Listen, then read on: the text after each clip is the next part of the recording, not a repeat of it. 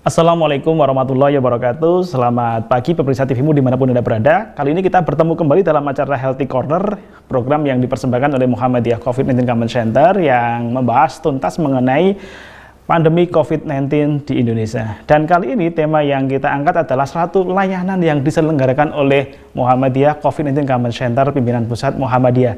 Telah hadir bersama dengan kita 3 narasumber yang nanti akan menyampaikan kepada kita semua mengenai dinamika permasalahan yang terjadi di era pandemik ini, kemudian solusi apa yang bisa dilakukan. Dengan tema yang saya kira teman-teman sudah sangat familiar, layanan dukungan psikososial, agama, dan kesehatan di era new reality. Bersama dengan saya, di sebelah kanan saya adalah beliau Dr. Zainul Arifin, spesialis penyakit dalam. Beliau adalah salah satu dokter yang berada di tim layanan kesehatan MCC PP Muhammadiyah, sekaligus beliau juga di dokter spesialis penyakit dalam di Rumah Sakit PKU Muhammadiyah Bantul. Assalamualaikum Dr. Zainul. Waalaikumsalam warahmatullahi wabarakatuh, Mas Budi. Ya, ini jaketnya sudah lusuh, sudah berapa kali digunakan ini ya? Jelas ini sudah lama digunakan ini ya. Dokter Zainul sehat ya dokter ya? Tentu, Alhamdulillah. Ya, iyalah dokter apalagi itulah ya, semangat. Beliau ini luar biasa ya. Selain dokter, beliau juga aktivis organisasi otonom Muhammadiyah, aktif di Kokam. Wah, tepatnya demikian. Jadi dokter yang aktif Kokam ya, salah satunya adalah Dokter Zainul Arifin ini. Yang kedua narasumber kita adalah yang di studio. Beliau adalah Mas Koim Aulas Syahid STHI MAG. Beliau adalah satu tim admin atau call centernya layanan konsultasi agama Muhammadiyah COVID-19 Command Center. Assalamualaikum Mas Koim. Waalaikumsalam warahmatullahi wabarakatuh. Ya, ini saya senang sekali ya di studio muda-muda semua nih ya, muda-muda mendunia. Ustadz-ustadz lagi ya. Ini ustadz dokter, situ ustadz Koim ya.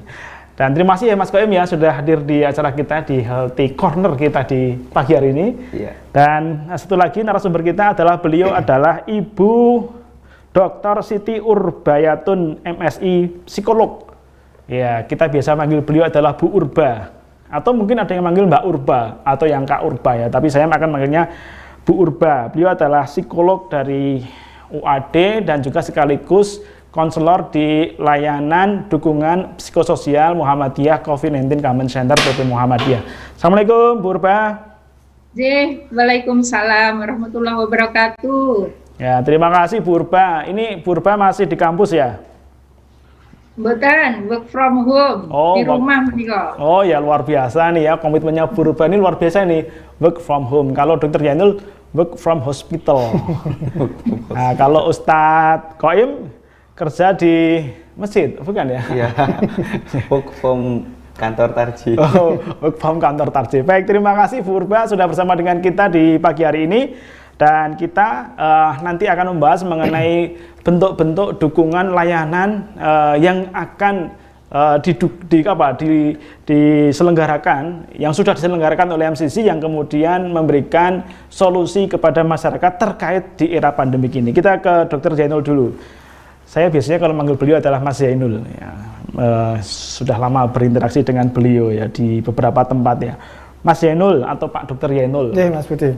Yang pertama tentu selamat ya sudah spesialis penyakit dalam ya. Alhamdulillah, ya, Mas Budi. Ini luar biasa ya beliau perjuangannya dulu merintis klinik Muhammadiyah di Serandaan, PKU Muhammadiyah, sekarang sudah bergelar spesialis penyakit dalam. Jadi di era pandemik ini kan tentu dinamika permasalahan kesehatannya kan luar biasa nih ya. Apalagi kemudian ada penyakit komorbid yang bisa memperberat dan yang lain. Tapi secara umum sebenarnya kalau kita lihat sejauh ini ya, yang sudah cukup sekian lama ini ya di era pandemik ini, permasalahan kesehatan apa yang kemudian sering dikeluhkan atau disampaikan kepada di layanan kita itu dokter itu? Baik Mas Budi, terima kasih. Jadi di era pandemi saat ini memang ya mungkin masyarakat itu banyak mencari informasi gitu ya. Jadi ketika masyarakat itu sakit, kemudian karena ini sedang masa pandemi ya, kemudian bertanya, sakit saya itu ada hubungannya nggak dengan COVID ini gitu. Ya. Sehingga ya bingung, cemas, jangan-jangan nanti ini berkaitan dengan COVID itu banyak yang ditanyakan ke kita Mas Budi. Ya. Ketika kita di MCCC itu banyak yang masyarakat bertanya, dokter saya itu sakit seperti ini, Lah ini ada hubungannya enggak ya dengan COVID itu ya? Jangan-jangan nanti ini positif ini. Nah, kemudian kita menerangkan bahwa COVID itu seperti ini. Memang COVID ini tidak memiliki sifat yang khas gitu ya. Jadi memang ya seperti demam, batuk, pilek, seperti flu itu bisa kerja. Sehingga masyarakat ya wajar kalau bertanya-tanya seperti itu.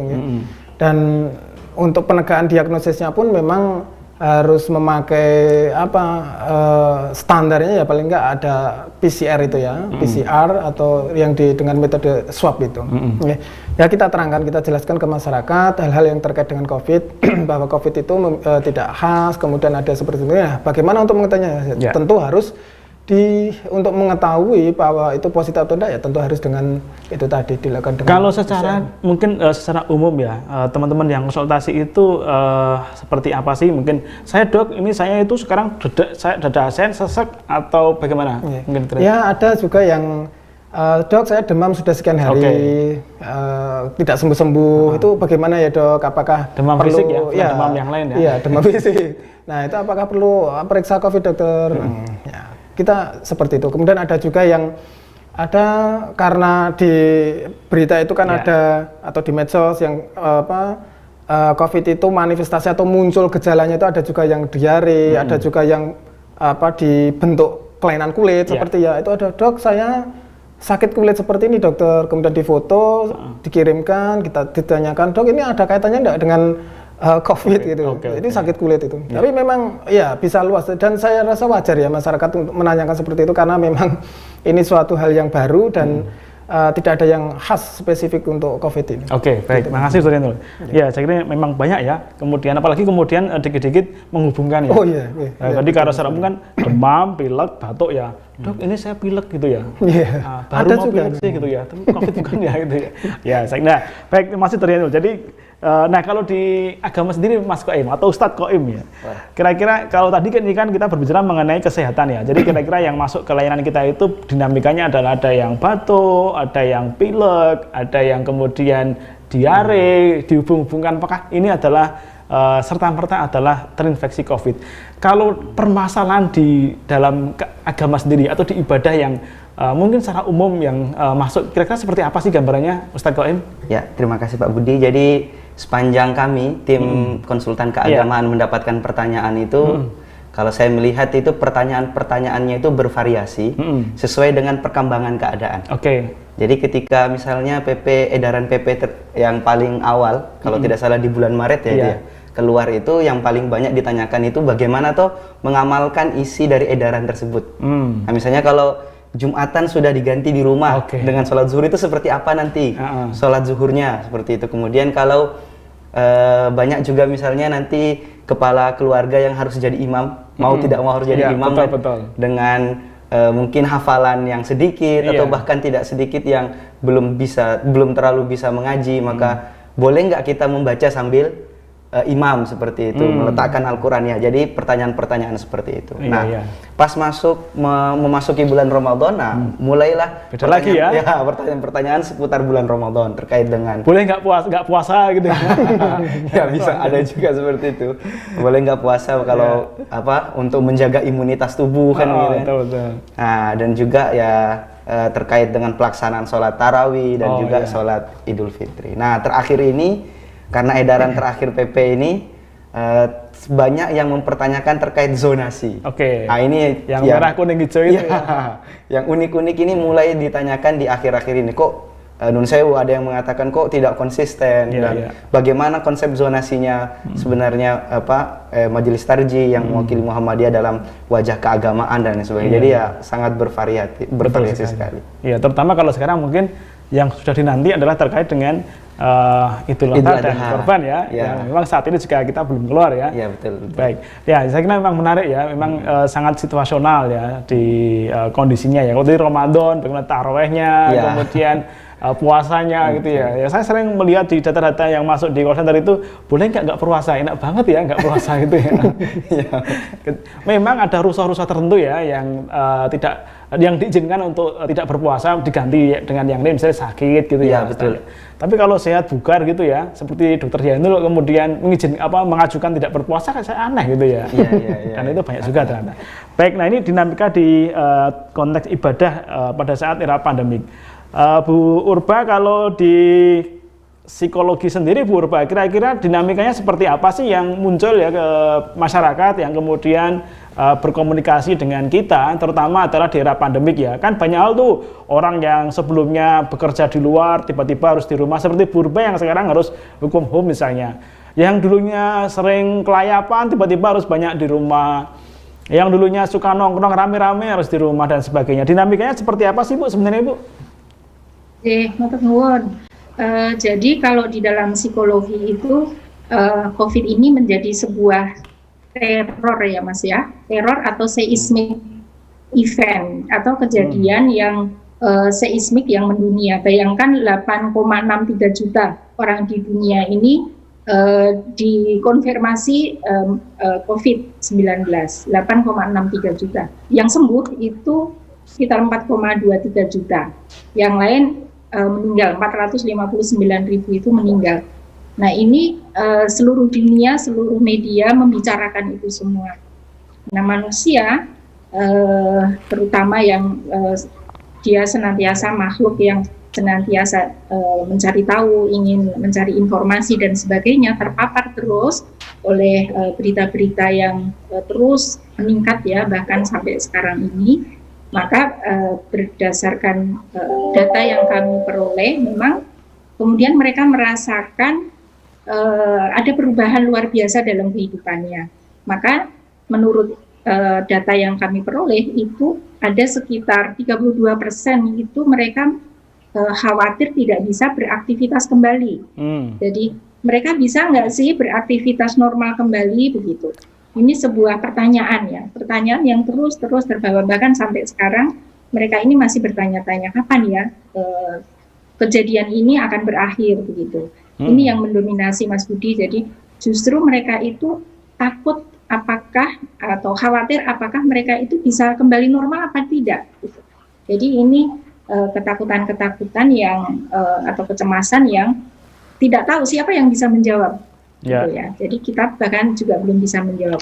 Ini yang kemudian mereka butuh terus pendampingan dan juga literasi ya, informasi termasuk TV Muhammadiyah ini menjadi sebuah mitra ya untuk melakukan penjelasan-penjelasan secara berkelanjutan begitu kepada masyarakat untuk menghilangkan kekhawatiran mereka, untuk menghilangkan kecemasan mereka bahwa mereka itu ada proses ya, ada proses untuk penyembuhan, ada proses untuk mendampingi mereka, dan ini kita lakukan dengan pendampingan psikososial yang kita adakan di tim MCCC. Baik, terima kasih Bu Urba. Saya kira menarik tadi mengenai kecemasan yang memang rata-rata banyak yang mengalami kecemasan ya di era ini. Tapi kita akan bahas setelah yang satu ini.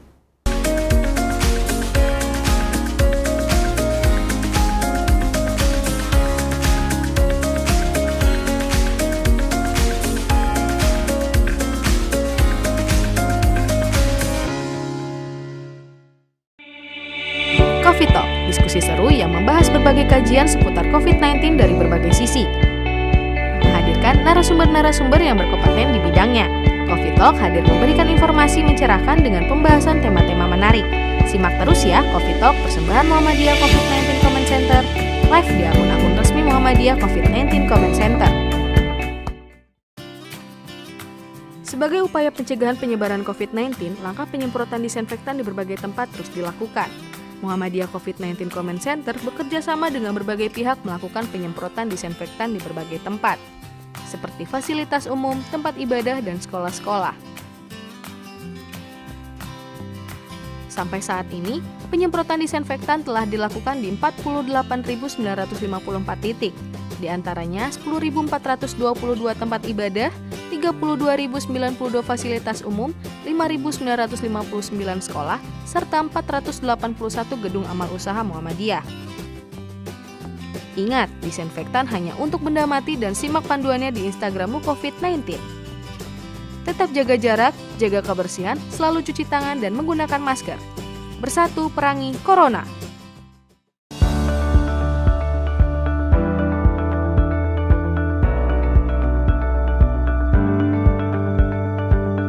Muhammadiyah COVID-19 Comment Center memberikan informasi terupdate mengenai penanganan COVID-19. Mulai dari pelayanan kesehatan, ketahanan pangan hingga pencegahan COVID-19 di masyarakat.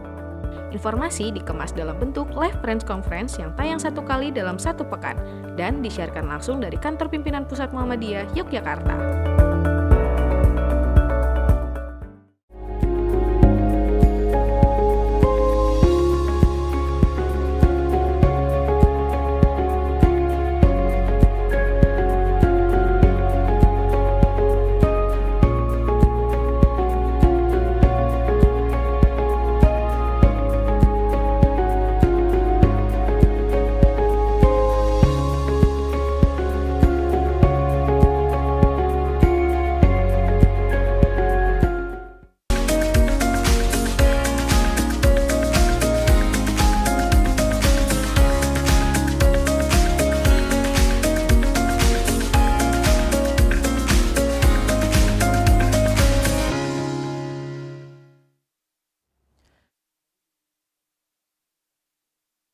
MC3 PP Muhammadiyah. Baik, Mas Qoim atau Ustadz Qoim, tadi nyambung ya dengan yang disampaikan oleh Bu Urba bahwa memang rata-rata kecemasan memang sangat tinggi sekali dialami oleh warga ya.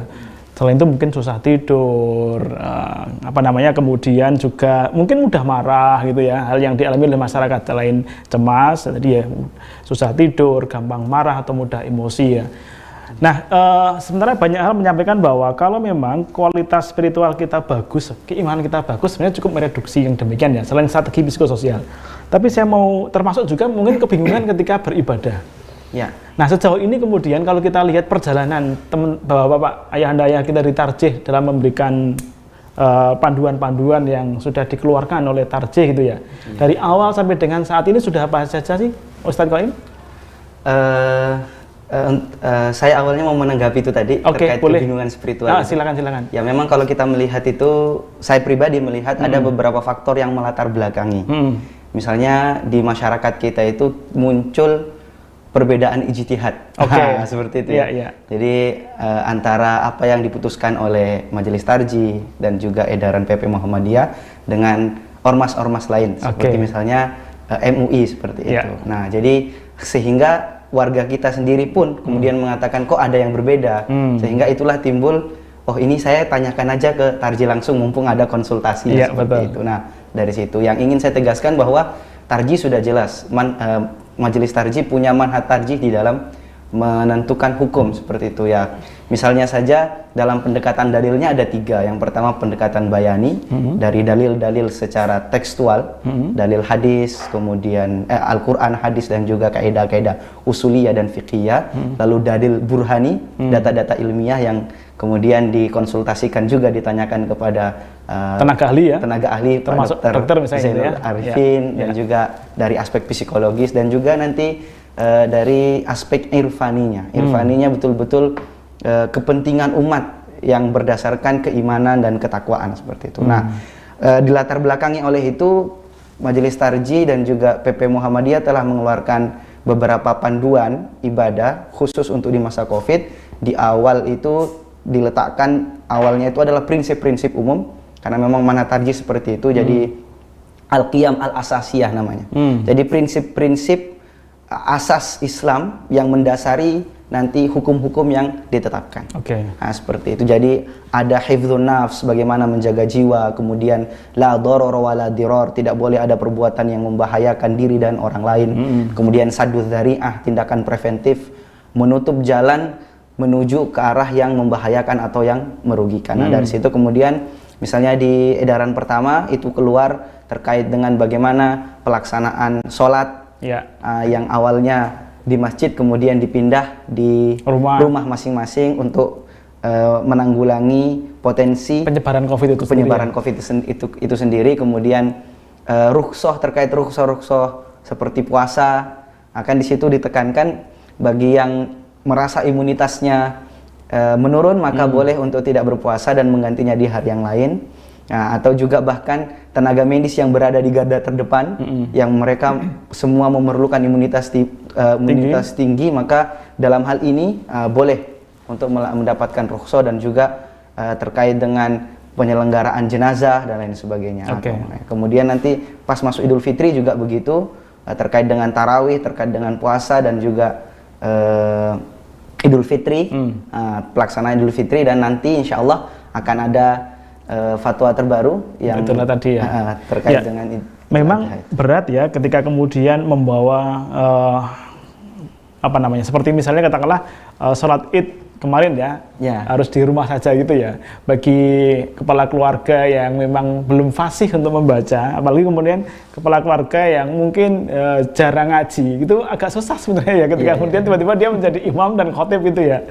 Ini apakah sebelumnya memang sudah ada pelatihan-pelatihan khusus ya, atau panduan-panduan khusus terkait dengan yang demikian yang diedarkan kepada masyarakat secara luas, Ustaz Qaim?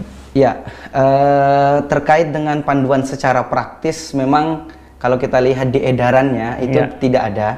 Cuma kemudian fatwa mengiringi terkait dengan panduan-panduan praktis itu, kemudian dibantu oleh misalnya video-video yang dibuat oleh Pusat Tarjih. Betul sekali. Kemudian MCC sendiri saya kira buat itu ya. Iya, betul. MCC buat video-video pendek untuk panduannya untuk sholat Id di rumah, panduan untuk perawatan jenayah melalui video itu, dan juga flyer poster yang diedarkan itu ya. Iya betul, infografis itu ya, seperti itu sudah. Jadi kira-kira yang sudah dibuat itu adalah satu panduan perawatan jenayah. Sudah kan itu, dengan rusuhnya kalau tidak salah ya, Ustaz Qaim mungkin bisa mengulang lagi kemudahan dalam perawatan jenayah atau rukti jenayah ya. Kalau salah tidak memungkinkan, kalaupun tidak memungkinkan disucikan ya kemudian tinggal dibungkus dengan kain plastik, kafan dan seterusnya itu ya. Iya betul. Jadi kalau di dalam panduan itu dikatakan bahwa prinsip tadi la darara wa la dirar, tidak boleh ada perbuatan yang membahayakan diri dan orang lain. Dari situ kemudian diberikan himbauan bahwa pelaksanaan yang biasanya dilakukan secara normal dalam keadaan pandemi COVID-19 seperti ini itu mendapatkan rukhsah atau karena ada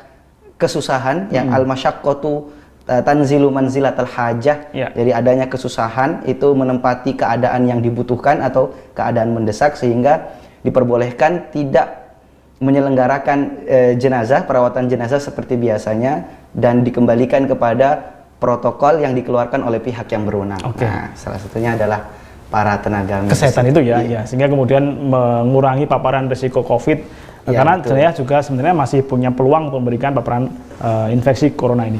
Baik, jadi saya kira kalau terkait dengan layanan konsultasi agama sudah banyak sekali panduan yang dibuat yang bisa di-download oleh teman-teman di covid19.muhammadiyah.id. Websitenya sangat detail sekali, bahkan sampai ada panduan-panduan videonya, posternya, flyernya yang bisa Anda unduh untuk menenteramkan hati kita dalam beribadah di era pandemik ini. Ke Dr. Zainul Arifin, spesialis penyakit dalam. Dr. Zainul, dari sisi ibadah atau agama tadi Ustaz Qaim sudah menyampaikan. Kalau kemudian terkait dengan kesehatan sendiri ya, tentu kan kalau kesehatan banyak tuh terkait dengan apakah cuci tangan saya sudah benar ini ya Dr. Zainul ya, harusnya begini atau begini gitu ya, kayak sholat itu ya, yang gini. Atau mungkin bagaimana? Karena terkait dengan kesehatan tentu ada pencegahan dan ada penanganan atau kuratifnya. Ya, secara detailnya bagaimana Dok menjawab dinamika yang demikian? Apakah kemudian, saya kira kalau panduan bisa diunduh di webnya Muhammadiyah COVID-19, tapi secara narasinya mungkin dokter bisa menyampaikan kepada pemirsa TV-mu. Ya, baik Mas Budi. Jadi memang pencegahan ini sangat menduduki peran yang sangat penting sekali ya untuk paparan dari memutus virus, rantai tadi ya. Betul, untuk memutus rantai penyebaran dari mungkin bisa corona ini. Benang lah atau menutup sapu ya. Nah, ini sangat penting sekali. Makanya perlu edukasi berulang-ulang. Tidak bosan-bosan kita mengedukasikan, menginformasikan dari semua lini itu ke masyarakat bagaimana upaya kita untuk mencegah dari paparan dari virus ini, ya. Yang sudah kita ketahui bersama, jelas harus pakai masker ya. Itu. Dan tadi kita juga pakai masker ya, hanya kemudian kita lepas setelah kita berjarak. Ini betul Mas Budi. Jadi ketika jarak kita juga sudah cukup jauh, saya rasa bisa untuk meminimalkan itu. Yang kedua adalah cuci tangan. Cuci tangan ini penting sekali. Jadi karena kita biasanya spontanitas memakai tangan kita itu untuk pegang-pegang muka, mata dan sebagainya itu ya. Padahal kita tidak tahu virus itu ada di mana. Jangan-jangan di meja ini atau di mana kita waktu kita nyentuh kemudian ada di tangan, kita pegang-pegang mata kita, bisa masuk di situ. Nah, itu penting sekali. Dokter Inul jarang pegang meja ya, ini terus ya. Iya, makanya saya jarang pegang. Tapi itu ya yang banyak kita gencarkan, cuci tangan, kemudian jaga jarak ini penting. Kenapa jaga jarak penting? Kita ketahui dari hasil penelitian itu kalau kita itu berbicara atau bersin itu kan ada partikel keluar ya, droplet ya, droplet secara umum droplet gitu ya. Nah, secara umum droplet ya. Jadi ada kayak cipratan gitu ya. Dan kemudian di cipratan itu atau di droplet itu virus ini yang dia kendaraannya itu. Jadi dia menunggang situ. Nah, dia jaraknya itu bisa sampai kurang lebih 1,5 sampai itu tadi 1,5 meter. Makanya kenapa penjagaan jarak itu ya paling tidak 1,5 meter itu tadi. Jadi itu dari situ. Kalau pembalap lebih banter ya, mungkin bisa jadi lebih dan itu mungkin juga dipengaruhi oleh ketika angin ya. Tapi rata-rata dari hasil penelitian itu sekitar 1,5 sampai 2 meter itu akan lebih jauh lagi lebih bagus ya. Jadi jauh sana gitu. Apalagi dengan Purba ini jauh banget. Oh iya, itu lebih aman ya Bunji. Ini aman lihat. Ya. Yang kedua adalah di kerumunan itu tadi, menjauhi kerumunan ya. Oh iya, yang keempat di kerumunan ya. Tadi nomor 4 saya. Jadi di kerumunan itu sebisa mungkin dihindari ya. Entah kerumunan berapa itu kalau bisa. Ada nggak hitungan masalahnya itu? Itu dihindari itu, karena ada nggak hitungan misalnya boleh berkumpul mungkin hanya 2 orang. Sebenarnya tidak ada patokan pastinya Pak Budi. Tapi semakin itu banyak, artinya ketika semakin dihindari lah ya itulah yang penting. Betul. Jadi semakin banyak di situ berkerumun ya, ketika ada virus ya sudah dia akan cepat sekali. Karena kita nggak tahu di antara mereka apakah ada yang memang sudah terinfeksi apa belum. Nah itu tadi yang justru yang berbahaya itu tadi yang OTG itu tadi. OTG. Ya. Orang tanpa gejala, dia sehat, tidak merasakan gejala apa-apa, tetapi virus dia gendong virus kemana-mana gendong. Gitu ya. Walaupun nggak terasa gendongnya gitu ya. Nah itu. Nah itu yang perlu digencarkan terus. Saya rasa MCC ini luar biasa. Jadi semakin menetrasi ya ke dalam masyarakat untuk berpartisipasi mengedukasi masyarakat tentang pencegahan dan pemutusan corona ini. Ya, itu jadi tadi satu yang pertama adalah menggunakan masker, yang kedua adalah cuci tangan itu harus menjadi kebiasaan dalam hidup kita. Yang ketiga adalah hindari kerumunan ya dokter ya. Betul. Yang keempat tadi berjaga jarak. Ada juga lah yang ini penting juga Mas Budi. Jadi olahraga, kemudian makanan. Kalau ini kan nggak kita hindari ya. Ini tidak dihindari, ini anjuran. Ya? Jadi sebaiknya berarti yang ke-6 ya. Ya olahraga, makanan yang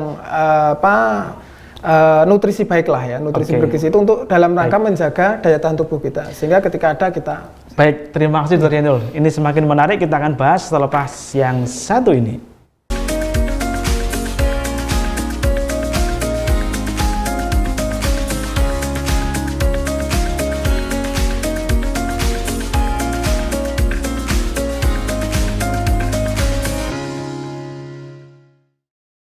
Suara Muhammadiyah sebagai amal usaha resmi Muhammadiyah hadir untuk menjadi bagian jamaah Muhammadiyah dalam memfasilitasi kebutuhan perjalanan dan pendampingan ibadah umroh jamaah Muhammadiyah. SM Tour and Travel hadir dengan 2 program utama, program umroh dan haji khusus, program perjalanan untuk domestik dan internasional. Mari bergabung bersama SM Tour and Travel untuk menikmati ibadah umroh Anda lebih khusyuk dan nyaman.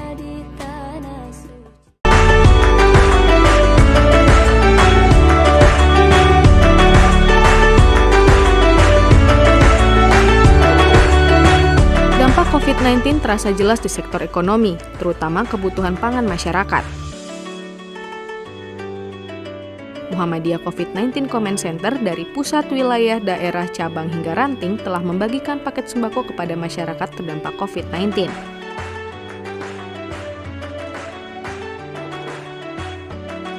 Muhammadiyah mentargetkan ada 1 juta paket sembako hingga akhir tahun. Sampai saat ini, 397.317 paket sembako senilai lebih dari 39 miliar rupiah yang telah dibagikan kepada masyarakat di seluruh wilayah di Indonesia.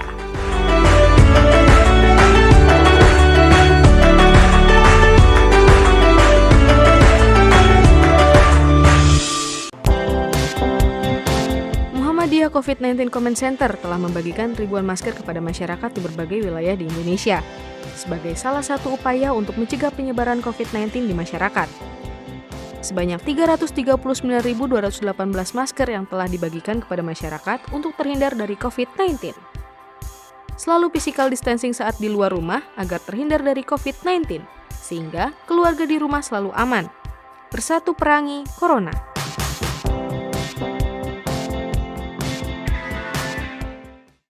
Tayangan televisi Anda bermasalah atau kurang jernih? Sudah saatnya Anda mengganti antena UHF Anda dengan dekoder Cavision Cartens.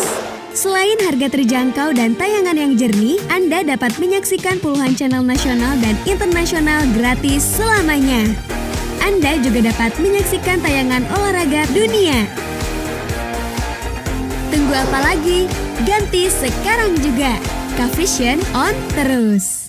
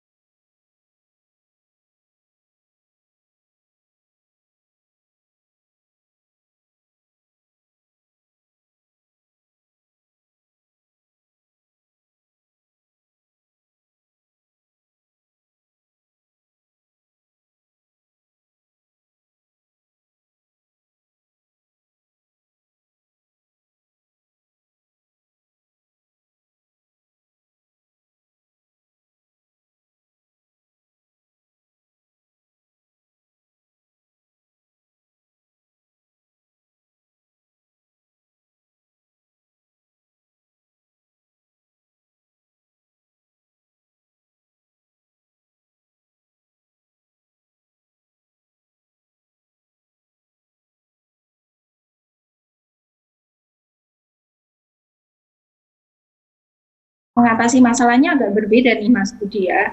Kalau orang itu cemas secara umum, biasanya ini mereka sudah punya predisposisi sebelumnya. Jadi beberapa klien yang kita hadapi itu sebelum mereka takut atau khawatir terhadap COVID ini, ternyata mereka sudah punya tipe-tipe kepribadian yang mendukung ke arah sana. Oh ya, ini menarik ini. Jadi mengenai tipe kepribadian ini. Cemas itu menjadi nomor 2, tetapi kemudian situasi COVID ini yang ternyata 32% itu lebih banyak. Nah, bagaimana dinamika mengatasi permasalahannya? Kalau kita melihat kontinum mengatasi stres itu ada tahap-tahapnya ya Mas ya. Jadi kalau saat ini mungkin tahapnya itu masih tahap kritis, tahap terluka begitu ya. Jadi mereka itu masih shock, masih susah tidur, masih khawatir keluar tidak dan sebagainya. Itu berarti mereka masih dalam zona terluka atau zona masih khawatir begitu. Tetapi nanti diharapkan ada fase di mana mereka menjadikan ini dalam zona pembelajaran dan bahkan nanti zona berikutnya itu zona growth atau perkembangan atau pertumbuhan. Karena peristiwa COVID justru mereka itu tumbuh dalam banyak hal, termasuk dalam informasi, gaya hidup lebih sehat dan sebagainya. Tetapi ini memang perlu proses sehingga nanti pengatasannya juga perlu melihat dinamika fase-fase ini, seberapa mereka sudah melampaui di tahap apa begitu. Nah saat ini sepertinya dari 166 yang kami tangani ya, ada 5 negara WNA juga, itu ternyata mereka masih dalam zona ya menuju ke arah pembelajaran, tetapi memang belum semua begitu, sehingga klien-klien itu masih ukurannya kalau masih banyak klien yang masuk ini berarti memang mereka masih butuh support gitu. Nah ini berarti belum bisa menjadikan kejadian ini sebagai zona pembelajaran, bahkan nanti kita harapkan kita berdamai itu dalam arti menjadi orang yang kemudian mendapatkan efek positif begitu dari kejadian yang negatif. Nah ini banyak riset-riset memang ditemukan ternyata orang yang menghadapi kejadian negatif itu justru bisa tumbuh, bisa eksis ya, bisa lebih optimis begitu, kemudian gaya hidupnya lebih baik dan sebagainya, pergaulannya lebih luas, literasinya yang dulu webinar begini, gimana sih caranya sekarang ini jadi masyarakat sangat bisa dari rumah pun mereka bisa mendapatkan banyak ilmu. Nah ini sebenarnya adalah zona-zona yang nanti harus kita capai begitu secara bertahap. Ya, Bu Urba, kalau tadi Bu Urba menyampaikan mengenai tipe kepribadian, sebenarnya tipe kepribadian apa sih yang mungkin ya yang adaptif di era pandemi ini ya? Kalau boleh kemudian melihatnya demikian, Bu Urba. Yeah. Jadi kalau kepribadian itu kan tidak sebentar pembentukannya ya, tapi itu dari pola asuh, dari pengalaman-pengalaman sebelumnya gitu. Nah biasanya orang yang optimis, kemudian orang yang menggantungkan segala sesuatu itu juga secara spiritual dari Ustadz tadi ya, kepada Allah, bahwa kejadian ini juga bukan hanya dia sendiri atau ini adalah kejadian yang direkayasa dan ada hikmahnya. Jadi ini adalah justru lebih positif dari banyak riset. Ternyata masalah-masalah optimisme, kemudian acceptance atau penerimaan diri yang baik ketika menghadapi masalah, kemudian ada passion atau kesabaran itu ternyata justru lebih produktif ya di dalam kehidupan mereka daripada yang pesimis dan orang yang ya tadi tidak menggantungkan sesuatu itu pada Tuhan seperti itu, Mas. Betul sekali ya. Jadi akan lebih produktif ya orang-orang yang memang berada pada kategori kepribadian yang positif dan penuh dengan karya gitu ya di era pandemik ini ya. Bu Urba, sejauh ini ada nggak sih yang kemudian pandemik ini mengakibatkan atau menjadi trigger pemicu orang untuk melakukan sampai mengakhiri hidupnya gitu? Kami banyak mendapatkan laporan di profesi ya, di para psikolog yang menangani kasus ini adalah ada semacam mix gitu ya, ada permasalahan tambahan gitu. Misalnya kemudian ketika mereka COVID, mereka harus di rumah, sementara di rumah suasananya komunikasinya jelek. Nah ini kan ada tambahan ya, ada suatu masalah baru, ada masalah lain selain COVID-nya sendiri, atau kemudian ada faktor ekonomi ya, ada faktor yang lain-lain. Jadi ini kemudian memang akan menjadikan lebih kompleks gitu nanti penanganannya. Nah apakah sampai kasus bunuh diri? Nah biasanya yang sampai bunuh diri ini sudah punya predisposisi kepribadian yang kurang baik sebelumnya. Itu ada kasus-kasus tetapi tidak secara langsung itu karena COVID ya. Yang COVID tadi masih dalam taraf takut atau khawatir yang sifatnya itu situasional, tapi mungkin akan bisa diperberat kalau mereka punya faktor-faktor yang lain, predisposisi yang sebelumnya yang juga berat seperti itu. Ya, oke, baik. Ini menarik ya, kalau kemudian memang permasalahan psikologis itu, apalagi kemudian permasalahan psikologis yang sakitnya itu di sini ya, Dr. Yenul ya, itu memang kemudian ditambah lagi ada riwayat penyakit kesehatan ya. Iya. Kira-kira menurut Dr. Yenul gimana itu? Ya. Jadi untuk tekanan batin atau mungkin bisa ya mudahnya stres gitu Bu Siti.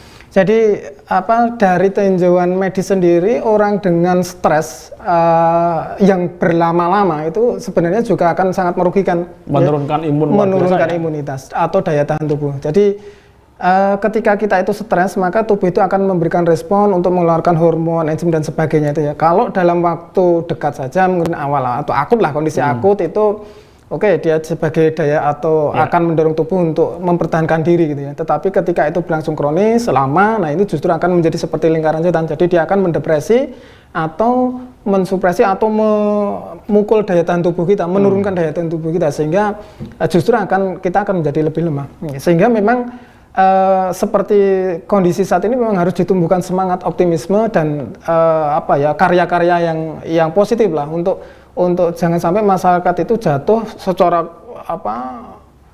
massal gitu ya, jatuh dalam kondisi keputusasaan, negatif thinking ya. Harus memang dari segala lini harus disupport gitu.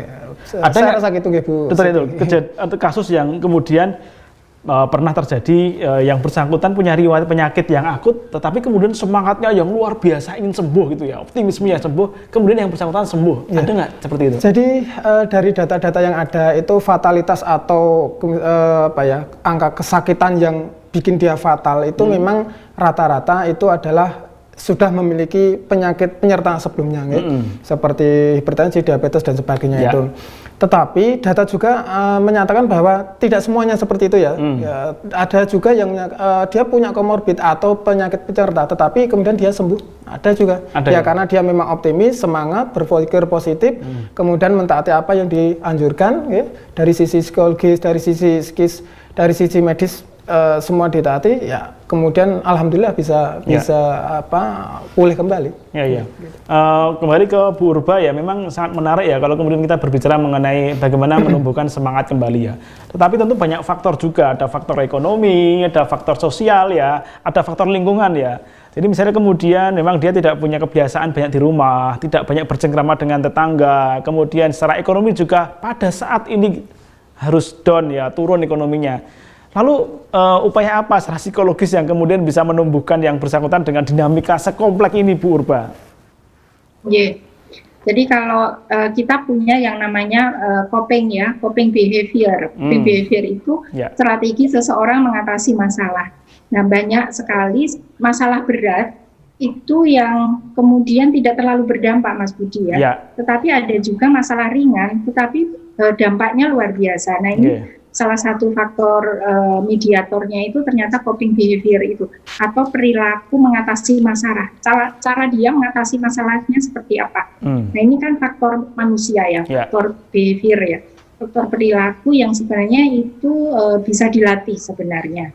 Jadi cara coping yang baik, strategi mengatasi masalah yang baik. Apakah cuma tidur aja banyak rebahan di rumah ya? Kita punya Psikofit itu adalah salah satu alat ukur psikologis untuk melihat pola perilakunya ini sehat apa tidak sehat. Kalau di rumah hanya rebahan, tidur, ya gaya hidupnya pasif gitu ya, tentu ini menjadi tidak sehat, menjadi tidak produktif. Maka kita melatih mereka ini, ini perlu support nih, dia perlu di-train ya, dia perlu dilatih skill komunikasi, atau dia dilatih berbagai macam keterampilan manajemen emosi begitu. Nah, itu yang biasanya kita latih ketika konsultasi, terutama karena konsultasi kita itu kan pendek ya, 30-40 menit. Maka yang kita berikan sebenarnya cara-cara strategi mengatasi masalah yang simple ya, yang simple, yang mudah gitu. Karena kadang-kadang kalau orang biasa misalnya nih Mas Budi ada masalah COVID gitu, kemudian diem aja, nggak mau bicara sama siapapun. Nah, memang tipenya dia kan begitu tadi ya, faktor kepribadian. Ini kan sulit untuk dirubah. Nah, paling tidak kami beri mereka misalnya teknik-teknik relaksasi singkat, teknik-teknik strategi mengatasi masalah yang langsung bisa kelihatan. Ya. Dia di kamar boleh, dia di kamar relaksasi. Paling tidak kalau orang tenang itu, menurut nanti Pak Dokter ya, kalau orang tenang itu kan nanti hormon-hormonnya itu juga adalah hormon-hormon yang positif. Tetapi kalau dia panik, maka hormon-hormon ini juga hormon stres yang menjadikan tadi susah tidur itu belum tentu dikasih obat tidur ya Pak Dokter. Mungkin perlu dirujuk ke psikolog, jangan terlalu banyak obat. Mungkin karena mereka itu tidak tahu cara mengatasi masalahnya. Baik, terima kasih Bu Urba. Ini kita harus sudah iklan terlebih dahulu, nanti kita akan sambung berbicara dengan para narasumber selepas yang satu ini.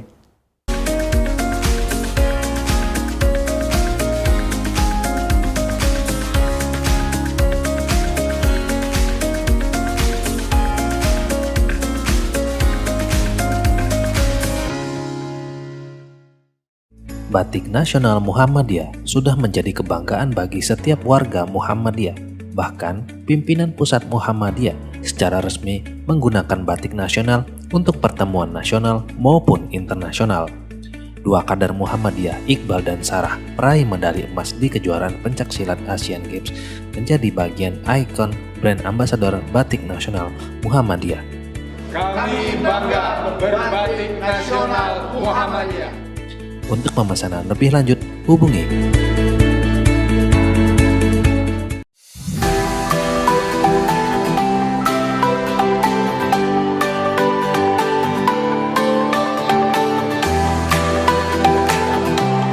Assalamualaikum warahmatullahi wabarakatuh. Pemirsa TVmu dimanapun Anda berada, sore hari ini senang sekali program acara Muhammadiyah COVID-19 Command Center pimpinan pusat Muhammadiyah siapa dipersilahkan. Tapi ketika mereka terlibat dalam visi ataupun program ini, maka yang paling penting itu adalah semangat kerelawanan. Dan teman-teman bisa berinteraksi di nomor telepon yang ada di layar kaca, atau bisa kirim pertanyaan melalui WhatsApp yang nanti akan kita bacakan dari ajaran Tokoh Aminoto itu adalah berkaitan dengan Islam monoteis, yaitu Islam yang tidak bercampur dengan kemusyrikan.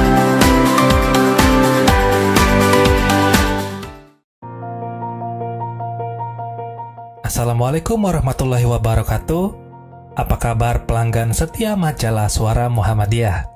Kini majalah Suara Muhammadiyah bisa Anda dapatkan dalam versi digital. Simak video ini untuk cara berlangganannya.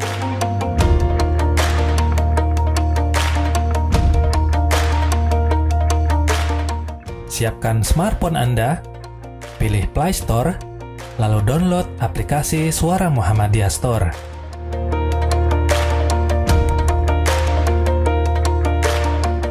Setelah proses download selesai, silakan buka aplikasinya.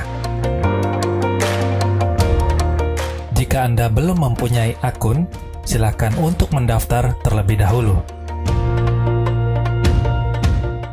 Silakan isi kolom yang telah disediakan di form pendaftaran pelanggan. Kemudian pilih daftar sekarang. Jika Anda ingin berlangganan majalah, pilih menu majalah yang ada di bawah ini. Lalu, pilih paket langganan. Tahap selanjutnya adalah pilih metode pembayaran. Setelah proses pembayaran selesai, pilih menu akun, kemudian pilih langgananku. Cukup mudah bukan? Silakan dicoba. Wassalamualaikum warahmatullahi wabarakatuh.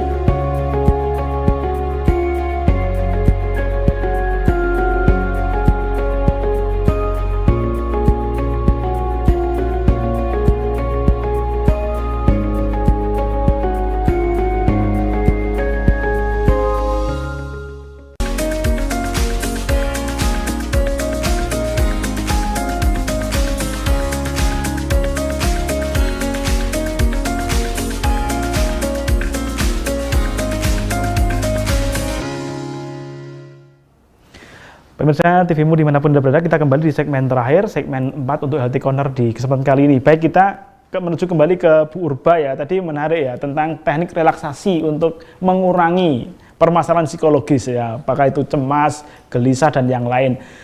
Bu Urba, yuk tolong dong, kayak apa sih sebenarnya teknik relaksasi yang bisa dilakukan itu ya kepada masyarakat ya. Coba dong dipraktekkan ke kita-kita ini yang ada di sini itu. Silakan Bu Urba. Ya, kayak apa sih merileks? Ya, juga para pemirsa TV Muhammadiyah saya kira juga bisa mencoba ya. Ini sebenarnya gampang banget karena kita kan sering bernafas ya Mas Budi ya. Tetapi nafas kita ini tidak membuat kita tenang gitu ya. Karena nafas kita terburu-buru, pendek-pendek gitu. Nah, teknik nafas yang bagus itu adalah melalui perut. Jadi perut kita mengembang ketika menarik nafas. Itu perut kita mengembang, bukan dada kita yang naik gitu ya, tetapi perut kita mengembang, itu udara akan lebih banyak. Jadi tentu itu harus latihan dulu, latihan supaya udara masuk kemudian perut melalui perut gitu. Nah ini oksigen akan lebih banyak masuk. Nah nanti kita praktekkan. Duduk yang senyaman mungkin, boleh bersandar. Saya udah nyaman. Sebaiknya sih tidak ada yang mengikat perut ya, artinya. Oh ya, udah, saya nggak pakai ikat pinggang kok. Saya nggak pakai. Dokter itu pakai nggak? Ustaz Qayyum pakai nggak? Enggak Bu, sudah aman Bu, udah. Iya. Anggap saja rileks ya, sudah rileks. Kemudian boleh memejamkan mata, boleh membuka, terserah. Yang penting merasa nyaman dan enak begitu ya. Jadi boleh juga berbaring kok kalau di rumah. Nah, kita mulai. Kalau berbaring nggak bisa Bu, kita Bu nggak kelihatan nanti kalau berbaring. Nggak usah, duduk saja. Coba kita mulai dengan kita baca basmalah. Bismillahirrahmanirrahim. Sambil kita memohon kepada Allah Subhanahu Wa Taala supaya kita diberi ketenangan di dalam menghadapi ujian COVID-19 ini. Bismillahirrahmanirrahim. Ya Allah, ya Tuhanku, berilah kami semua ketenangan hati ketika kita menghadapi COVID yang tidak tahu kapan berujung ini, ya Allah. Berilah kami ketenangan, berilah kami emosi yang stabil, berilah kami kenyamanan, ya Allah. Bismillahirrahmanirrahim.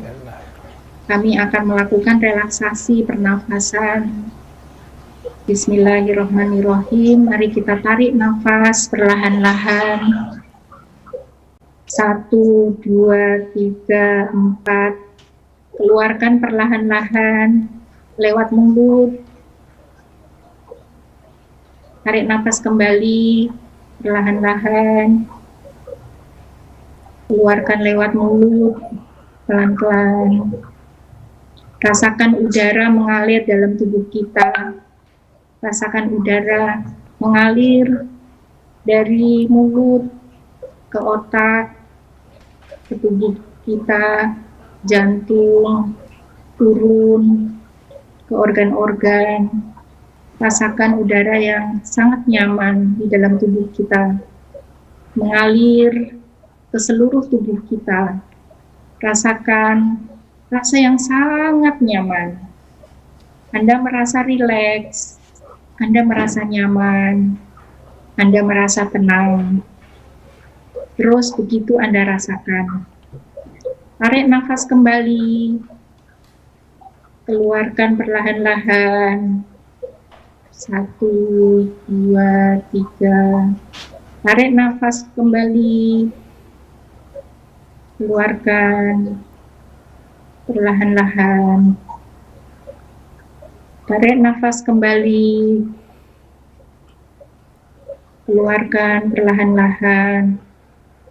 Rasakan Anda sekarang merasa tenang, nyaman, rileks. Iya, wah luar biasa. Terima kasih Purba. Saya kira semakin rileks ya, malah mau tidur tadi saya. Ya jadi tambah nyaman ya. Baik, terima kasih Purba. Closing statement sekarang ini di segmen paling terakhir.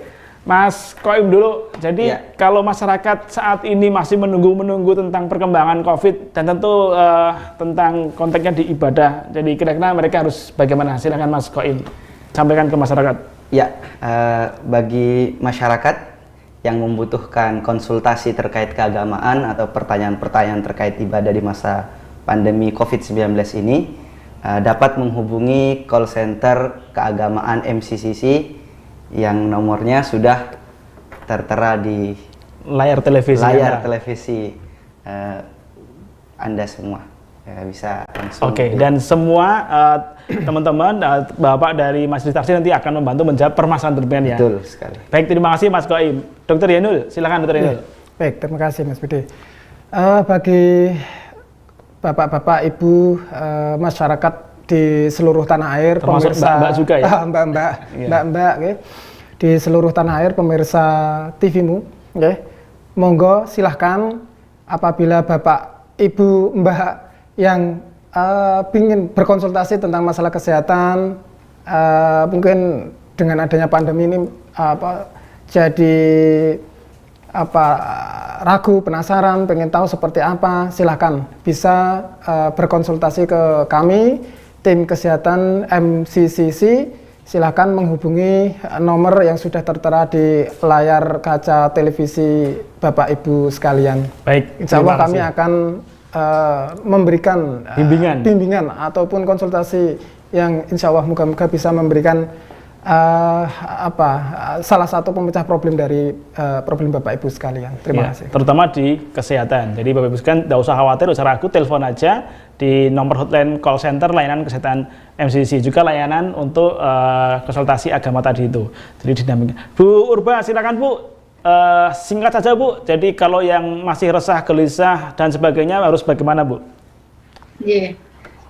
Bagi Anda yang memerlukan bantuan psikologis dan psikososial, kami menyediakan layanan konsultasi psikososial dari Senin sampai Ahad, dari jam 7 sampai jam 22, di call center yang tertera di layar.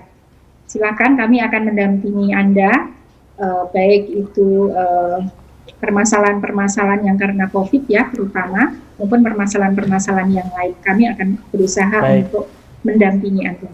Terima kasih. Baik, terima kasih. Sekali lagi kami ucapkan terima kasih kepada Ibu Urba, salah satu konselor di layanan konsultasi psikososial MCCC PP Muhammadiyah, dan juga terima kasih kepada Ustadz Qoim, salah satu admin di call center layanan konsultasi agama, dan juga terima kasih kepada Dr. Zainul Arifin, satu konselor di beliau adalah dokter yang memberikan konsultasi untuk layanan kesehatan di MCCC PP Muhammadiyah. Kami terima kasih. Teman-teman bisa mengunduh panduan yang telah dibuat di covid19.muhammadiyah.id. Semua panduannya ada dan semua instruksi edaran yang dikeluarkan oleh PP Muhammadiyah ada. Silakan diunduh. Kami mohon maaf, mohon pamit. Kita ketemu di Healthy Corner berikutnya. Assalamualaikum warahmatullahi wabarakatuh.